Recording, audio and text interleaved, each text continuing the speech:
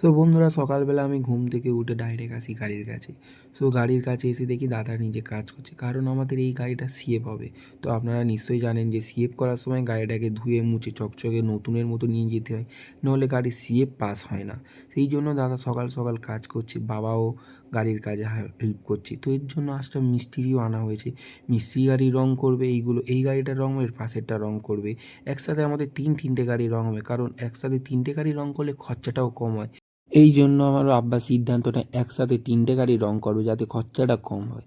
তো মিস্ত্রি আমাদেরকে বলেছিল কিছু রং আনার জন্য। তো আমি আর আমার ভাইপো বেরিয়ে গেলাম রং আনার জন্য। মিস্ত্রি বলেছিল এশিয়ান পেন্টের রং আনতে। এশিয়ান পেন্টের রংটা নাকি খুবই ভালো হয়, গাড়িতে এশিয়ান পেন্টের রংটা দিলে নাকি ভালো চমক আসে। তো মিস্ত্রি এসে দেখলাম মিস্ত্রির কাজ এখনও ঘষাঘষি কমপ্লিট হয়নি।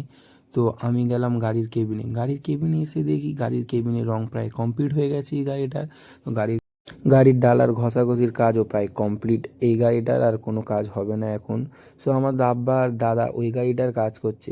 তো কাজ করতে করতে দেখি না বাচ্চারা উপরে খেলাধুলা করছে। বন্ধুরা, বাচ্চাদের খেলাধুলা দেখলে আমারও খুব ভালো লাগে, কারণ বাচ্চাদের খেলাধুলা দেখলে আমার নিজের ছোটোবেলার কথা মনে পড়ে যায়।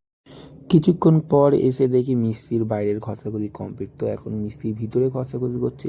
আমি ভেবেও অবাক হয়ে যাই যে এই বয়সে একটা বৃদ্ধ মানুষ কীভাবে এতটা কাজ করতে পারে, আবার তাও এত কাঠফাটা রোদে।